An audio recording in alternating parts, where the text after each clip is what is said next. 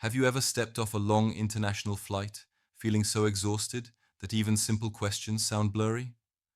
For seniors, that moment at customs and immigration can decide everything. One unclear answer, one word said the wrong way, and suddenly a routine entry turns into, "Sir, ma'am, please step aside." Not because you did something illegal, not because you're in trouble, but because fatigue, pressure, and bright airport lights caused a perfectly innocent answer to sound uncertain. In 2026, airport questioning is stricter, faster, and far less forgiving, especially for older travelers. And the truth is, most seniors who get delayed at immigration don't break rules. They misunderstand what the officer is really asking. In this video, you're going to learn the exact questions customs and immigration officers ask, what they are actually testing with each one, and how to answer in a way that sounds calm, confident, and consistent, even when you're jet-lagged, stiff, and running on little sleep. And there is one question in particular that quietly trips up more seniors than any other. It sounds harmless, almost routine, but answer it the wrong way and it can trigger extra screening, bag checks, or long follow-up questions. We'll get to that one soon. And if you've ever traveled with medication, medical devices, or health supplies, you absolutely need to hear it. Before we go any further, let's clear up a confusion that causes unnecessary stress for a lot of travelers. Immigration and customs are not the same thing, even though they often happen back to back. Immigration is about you, your passport, your visa, your purpose of travel, how long you're staying, and whether your story makes sense on paper. Customs is about what you're bringing into the country: food, medication, gifts, cash, or equipment. That's it. Different counters, different goals. But here's what never changes. Whether you're landing in the United States, Europe, Canada, or elsewhere in 2026, officers are listening for consistency. They already see your documents on their screen. They're checking whether your answers match your paperwork and whether your trip sounds organized, temporary, and believable. This isn't a test of memory or intelligence. It's a pattern check. And once you understand that, everything becomes easier. You stop over-explaining, you stop guessing, you stop filling silence with nervous details. Instead, you answer cleanly, briefly, and with confidence, exactly the way experienced travelers do. Now let's start with the very first interaction that quietly sets the tone for the entire interview, before a single real question is even asked. This is Immigration Bulletin Hub, and everything you're about to hear is designed to make those few minutes at the counter feel predictable instead of intimidating, so you can get through and start your trip without unnecessary delays. Now, let's begin with something so simple that most people overlook it, even though it silently sets the tone for everything that follows. The first thing an officer usually says isn't really a question at all. They look up and say, "Can I see your passport?" And most travelers think nothing of it. But in reality, the officer is already observing you in that moment. Not in a suspicious way, but in a human way. They're watching how smoothly you respond. Do you freeze? Do you fumble? Do you start digging through bags while juggling glasses, a cane, or a carry-on that keeps rolling away? For seniors especially, tiny physical struggles can unintentionally send a signal of uncertainty. Stiff fingers, tight zippers, or having to shift things around can make a simple moment feel rushed or awkward. And while that doesn't mean anything is wrong, it can subtly change the pace of the interaction. Here's the quiet trick that makes this moment almost effortless. About 5 to 10 minutes before you reach the front of the line, take your passport out. Open it to the photo page. Hold it somewhere secure and easy to access, so when the officer asks, you can hand it over in one clean motion. No digging, no zipper wrestling, no apologizing while things slip out of your hands. If you worry about dropping it, a small neck pouch or crossbody bag that stays on your chest works beautifully. This one tiny step does something important. It settles your nerves before the conversation even begins. Your hand stays steady because you're not multitasking. Your mind stays calm because you're prepared. When the officer asks for your passport, you don't need extra words. A simple, "sure," and a smooth handoff is enough. Calm, steady, one motion. That brief exchange tells the officer something without you ever saying it out loud. You're organized, you're ready, and you're not flustered. And once that tone is set, the questions that follow tend to move faster and feel easier. Because after this moment, the officer usually moves straight into what sounds like casual conversation, but is actually the first real consistency check of the interview. And that's where many tired travelers accidentally make things harder than they need to be. Right after you hand over your passport, the officer usually asks something that sounds like small talk. Where are you flying in from? It feels casual, almost friendly, which is exactly why so many travelers answer it the wrong way. This isn't a conversation starter, it's a consistency check.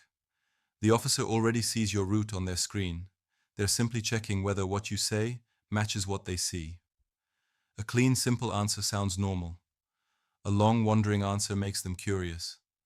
And jet lag makes this harder than people expect, especially for seniors. Your body is standing at the counter, but your brain is still somewhere over the Atlantic. So instead of answering clearly, people start narrating their whole journey. Well, I was in Bangkok for a few days. Then I visited a friend in Munich. And before that Now you're rebuilding your entire trip out loud while a line forms behind you. The smooth answer is short and structured. Start with where you boarded your long-haul flight and add your main connection, if there was one. I flew in from Chicago, connecting through Frankfurt. That's it. One sentence. You're not there to explain your vacation. You're there to confirm a route. If you're unsure whether they want your starting point or your last stop, don't guess and don't rush. Take a brief pause. Glance at your boarding pass or your trip notes if you need to. Answer calmly. That looks far better than filling silence with confusion or over-explaining because you feel pressured. When this answer lines up cleanly, the officer usually moves on immediately. And the next question is the one that quietly decides whether this interaction stays quick or turns into follow-up questions. How long are you staying? On the surface, it sounds like they just want a number. But what they're really listening for is whether you have a clear plan. Seniors often get tripped up here for a very normal reason: family visits. You might genuinely be flexible. You might be helping with grandkids or staying until you're no longer needed. But at the counter, uncertainty sounds risky. Even when it's innocent, saying, "I'm not really sure, we'll see how it goes," can instantly slow things down. Extra questions follow, extra explanations. And when you're already tired, that's the last thing you want. The safest way to answer is to give a number and a simple reason. 14 days to visit family. 10 days for vacation. If you're visiting multiple places, keep it tight. 10 days total, 4 in Rome, 6 in Florence. Avoid soft language like maybe, possibly, or unless something changes. Those words invite follow-ups. One senior-friendly trick that helps more than people realize is keeping your return date written down offline, either saved on your phone or printed in large, easy-to-read text on a one-page trip sheet. Jet lag makes memory unreliable. Having the answer in front of you lets you respond quickly and confidently. And when your timeline sounds clear, the officer usually shifts to the next area they care about: why you're here in the first place. Once you've clearly answered how long you're staying, the officer usually follows with a question that can quietly change the mood of the interaction if you're not careful. What's the purpose of your trip? This is where a lot of perfectly honest travelers accidentally make things harder than necessary. When you're tired, your instinct is to explain. You want to be helpful, so you start listing everything you plan to do. Visit family, do some sightseeing, help with the kids, maybe see a doctor, maybe take a short trip nearby. To you, that sounds like normal life. To an immigration officer, it can sound like several different trip types at once. And that's where confusion starts. What they're really asking is not for your full itinerary. They're trying to place you into one clear category that matches your visa or entry status. Tourism, family visit, business, medical, one box. The cleanest answer is to lead with the main purpose that matches your paperwork and stop there. I'm here to visit family. I'm here on vacation. I'm joining a cruise. Short, specific, and easy to process. There are two wording traps seniors should be especially careful with. The first is the word help. Saying I'm here to help my daughter with the kids sounds loving and harmless, but at a border desk, the word help can start sounding like work. A safer version is I'm visiting my daughter and grandchildren for 2 weeks. Same truth, less risk. The second trap is medical wording. If you say, I'm here for treatment, be prepared for follow-up questions and documents. If the main reason for your trip is family or vacation, and you just happen to have a routine appointment, lead with the main purpose that matches your entry. When your words line up with your documents, the conversation usually flows smoothly forward instead of sideways. After that, you may hear a question that catches a lot of people off guard. What do you do for work? It can feel strange to be asked this after a long flight, especially if you're older and just want to get through. But this question isn't about your career. It's about two simple things. Do you appear financially stable? And do you sound like you have a life to return to back home? The best answer is also the simplest. Give a clean label and stop. I'm a teacher. I work in marketing. And for many seniors, this is actually your secret advantage. I'm retired. That's it. One sentence. For immigration officers, retired plus a return ticket often signals low risk and clear intent. If you're semi-retired or do occasional consulting, keep it brief and grounded. I'm semi-retired. I do some consulting back home. There's no benefit in explaining your whole work history or listing clients. They don't need your resume, and more detail just creates more opportunities for misunderstanding. Sometimes the officer may add, do you have enough funds for your stay? You usually don't need to show anything unless asked, but it helps to have a credit card, bank app, or booking confirmation ready so you can respond calmly if needed. The goal with this question, just like the others, is to sound stable, organized, and finished, not open-ended or unsure. And once that box is checked, the officer often shifts from your background to who you're connected to on this trip. Which brings us to the next question many solo senior travelers aren't quite sure how to answer. You might be traveling by yourself, but that doesn't stop the officer from asking, who are you traveling with? This question confuses a lot of senior travelers because the wording feels vague. Your daughter might be picking you up outside. Your spouse might be a few people back in line. Or you might truly be on your own for this leg of the journey. What the officer wants is clarity, not complexity. They're checking who is connected to your trip right now and whether your answer makes sense with what they already see. The easiest way to handle this is to answer exactly what's true in the moment. If you flew alone, say it plainly. I'm traveling alone today. Say it confidently and stop. That's a complete answer. If someone is meeting you after immigration, clarify without creating confusion. I traveled alone, but my daughter is picking me up outside. One sentence. Clear and finished. If you're traveling with family but they're not standing next to you, say who and where. I'm traveling with my husband. He's right behind me. I'm with my son and 2 grandchildren. They're just ahead. Relationship plus location. Done. Avoid explaining everyone's role or why you're not together. Over-explaining can make a simple situation sound complicated. One senior-friendly habit that helps a lot here is keeping the name, phone number, and address of the person picking you up written down on your trip sheet. If you're tired or don't hear the question clearly, you can glance down and answer smoothly instead of fumbling with your phone while your glasses slide down your nose. Right after that, many officers ask a question that makes people tense without realizing why. Do you have any family here? This is where honesty matters, but so does framing. They're not trying to trap you. They're listening for one thing. Does your visit still sound clearly temporary? Having family in the country is not a problem. Sounding like you might stay indefinitely is. If the answer is no, say no and stop. You don't need to add explanations or fill the silence. If the answer is yes, keep it brief and structured. Who, where, and when you're leaving. Yes, my daughter lives in Toronto. I'm visiting for 2 weeks and flying home on the 18th. My sister lives in San Diego. I'm staying with her for 10 days. That combination, person, place, and end date, keeps the conversation relaxed and focused. If your visit is tied to a specific event like a wedding or a graduation, that can actually help. I'm here for my granddaughter's graduation and leaving next Friday. Events make your trip sound planned and finite. What you want to avoid is turning this into a family update. Don't list every relative. Don't say, "We'll see how long I stay." That phrase alone can trigger follow-up questions. Keep your answer clean, honest, and closed. Once the officer hears a clear endpoint, they usually move on. And by this stage, you're already most of the way through the mental checklist. The next question often feels personal, but it's really about history. Not your memory, but the record they already have in front of them.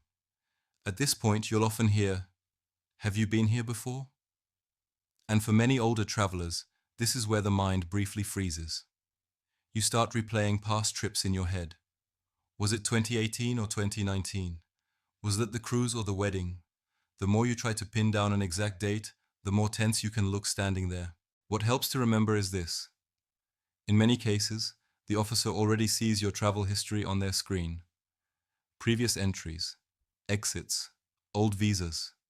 It's often all there. They're not testing your memory. They're checking whether your answer generally matches the record they already have.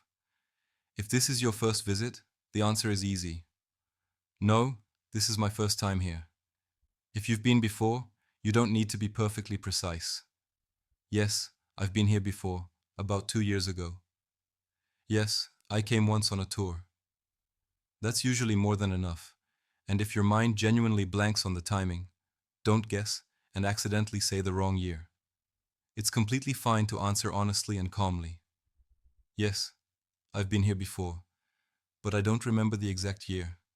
It was a few years back. That sounds truthful, and it usually lines up with what they already see. What tends to cause problems is turning this into a travel autobiography. The more details you add, the easier it is to contradict a stamp or record you forgot existed. Simple, approximate, and honest works best. By now, most travelers are mentally done. You've answered several questions. You're thinking about baggage claim. You just want to sit down. And then comes the question that trips up more seniors than almost any other. Do you have anything to declare? Because you're tired, your brain often answers on autopilot. No. It feels like the fastest way out. But for older travelers, this is where everyday items can quietly cause problems. Prescription medications, hearing aids, CPAP machines, insulin supplies, battery packs. To you, these are normal parts of life. To an officer who hears no and then notices unfamiliar equipment later, it can turn into extra questions very quickly. The key here is to slow down for just 2 seconds and do a quick mental scan. Medications or medical gear? Any food? Large amounts of cash? Brand new expensive items? 2 seconds now can save you 10 minutes later. If you're carrying prescription medication, keep it as easy to understand as possible. Original labeled containers help. A photo or copy of the prescription on your phone can make explanations faster if anyone asks. Generic medication names are often easier to recognize than brand names. If you travel with insulin, injectables, or medical devices, a short doctor's note can save you from awkward explanations when you're exhausted and not in the mood for follow-up questions. One important thing to remember is that some medications that are normal at home can be restricted or even illegal in other countries, sometimes including during a layover. Strong pain medications, sleep aids, or controlled prescriptions should always be checked ahead of time. This is not something you want to discover under bright lights at a random checkpoint. So what do you actually say at the counter without turning it into a speech? A calm, cooperative question works best. I have prescription medication for personal use and a few sealed snacks. Do those need to be declared? That sentence sounds organized, honest, and aware. It keeps you in the cooperative traveler lane and prevents the worst-case scenario of saying no and then having something discovered later. Once you get past declarations, The focus usually shifts from what you're carrying to where you're going with it. That's when the officer asks, "Where are you staying tonight?" This question can feel like a pop quiz, especially when you're visiting family. You can remember your grandchild's favorite snack, their school schedule, and exactly where the extra towels are kept. But suddenly, when asked for an address, your mind goes blank. That's normal, and that's exactly why they ask it. They're looking for an anchor, something concrete that makes your trip sound planned instead of improvised. The best way to answer is with one clear, picturable response. If you're staying at a hotel, say the name. I'm staying at the Marriott near the airport. If you're staying with family, say who in the city. I'm staying with my daughter in Toronto. You don't have to volunteer the full address unless they ask, but it helps to add, I have the address if you need it. That signals preparedness. If your trip is a little more complicated, resist the urge to explain everything. Start with night 1. Tonight, I'm at the Hilton downtown. Then I'm joining a cruise out of Miami. That's enough. Clean, organized, finished. For seniors, one small preparation step makes this question almost effortless. Write down the address and phone number of where you're staying in large, easy-to-read print. Airports are loud, officers speak quickly, glasses get foggy. Nobody enjoys watching someone squint at tiny text, scroll the wrong screen 3 times, and apologize at the counter. Having it written down lets you answer smoothly and move on. And when you do, the interaction often takes only a few seconds. You sound ready, you sound settled, and the officer moves forward. Shortly after this, you might hear, "Can I see your itinerary?" Or, "Do you have your hotel details?" A lot of travelers over 60 hear that and immediately think they've done something wrong. Most of the time, that's not the case. This is usually just a quick match check. Does what you've said line up with what you booked? The problem isn't the request. It's how unprepared it can make people feel in the moment. You've probably seen it happen. Someone stands at the counter digging through email, squinting at a phone, while airport Wi-Fi chooses that exact moment to stop working. The officer waits. The line builds. Stress rises. You can avoid all of that with a little preparation before you fly. Take screenshots of your hotel or Airbnb confirmation, your return or onward ticket, and any cruise or tour bookings. Save them in one folder on your phone so you can pull them up instantly without internet access. If you prefer paper, print a simple one-page trip sheet in big print with the basics: where you're staying, the address, and your departure date. Phone or paper doesn't matter. Speed and clarity do. When the officer asks, don't narrate and don't explain. Just open the folder, hold up the screen, and say, "Sure, here it is." Then wait. Let them read. That calm pause looks confident. Developing this habit now makes the next question much easier to handle. Because once officers confirm where you're staying, they usually shift their attention to something even more important: whether and when you're actually leaving the country. When the officer asks, "Can I see your return?" or "Do you have an onward ticket?" they're really asking one simple question: does this trip have a clear exit? For many travelers, this is straightforward. You booked a round-trip ticket. Your return date sits comfortably inside the time you're allowed to stay. It matches what you've already said at the counter. You pull it up, they see it, and the conversation moves forward. That's the ideal scenario. But for seniors, especially those visiting family, this question can be trickier. You might be allowed to stay for a long time, and in your mind flexibility feels reasonable. You want to see how things go, maybe help for a bit, then decide when to return. Unfortunately, at a border desk, "I'm not sure yet" doesn't sound flexible. It sounds unfinished. And unfinished trips invite more questions. The safest move is to give yourself a real checkable exit date, even if your plans might change later. Book a legitimate return ticket that falls well within your allowed stay. Many airlines offer changeable or refundable fares. The important thing is that the ticket is real and verifiable. When you show it, the officer isn't judging your future intentions. They're checking that you've planned responsibly and that your answers are consistent. This isn't about bending rules or trying to be clever. It's about removing uncertainty from the interaction so you can pass through calmly and confidently. If you're ever unsure what the safest option is for your travel style, especially for longer family visits, it's worth thinking that through before you fly, rather than at the counter. In some countries, even after this, there's one more question that catches people off guard. Do you have travel insurance? Not every destination asks it, but when they do, it's not casual. For travelers over 60, this question carries more weight than most people realize. It's not about lost luggage. It's about whether you've planned for the possibility that something goes wrong medically. A small slip in a hotel bathroom, a sudden infection, a minor fall that turns into an X-ray, a brace, maybe a scan just to be safe. In many countries, those costs add up fast, and payment is often expected immediately. In some places, travel medical insurance is an entry requirement, not a suggestion. If you've ever applied for a Schengen visa, you may already know this. Proof of medical coverage at a specific minimum amount is required before the visa is even issued. Other countries, like Cuba, can ask for insurance proof on arrival. And in some cases, especially when flying from the United States, insurance may already be bundled into your ticket without you realizing it. But the key point is this: it's not something you want to figure out while standing in the arrivals hall. Make this easy on yourself. Save your insurance card or proof of coverage as an offline PDF on your phone. Know where to find the emergency phone number. If you have pre-existing conditions, it's worth knowing how your policy handles them so you're not surprised later. If the officer asks, your answer should be simple and confident. Yes, I have coverage. Then you show the screen and let them read.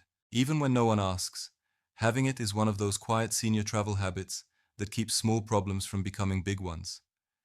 It turns worst-case scenarios into manageable ones and lets you focus on the reason you traveled in the first place: time with family, new places, and good memories.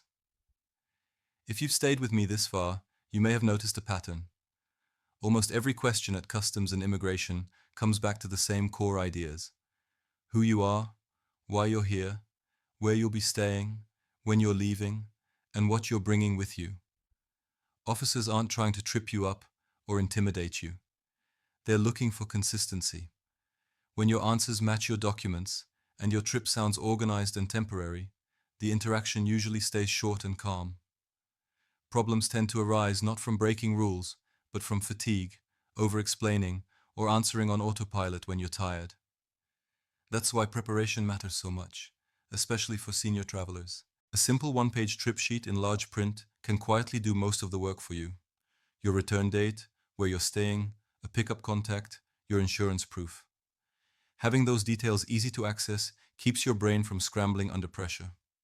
Packing medication in a way that's easy to explain, keeping prescriptions labeled, and taking a moment before answering declaration questions can save you from unnecessary delays. None of this requires special privileges or shortcuts. It's just about understanding the system and working with it instead of against it. Travel in 2026 is faster, more automated, and more structured than it used to be. Officers rely heavily on what they already see on their screens. Your job at the counter isn't to impress them or tell your life story. It's simply to confirm what's already there with calm, clear answers. When you do that, most interactions are over in minutes, and you're on your way to baggage claim before you realize it. If this video helped you feel even a little more confident about your next international trip, take a second to like it so more senior travelers can find it. And if you want more clear, senior-friendly guidance like this, without fear, hype, or confusion, subscribe to Immigration Bulletin Hub so you don't miss the next one. I'd also love to hear from you. What's the strangest, toughest, or most unexpected question you've ever been asked at customs or immigration? And where was it? Drop it in the comments. Your experience might help another traveler avoid the same stress. Safe travels. Take care of yourself out there, and I'll see you in the next video.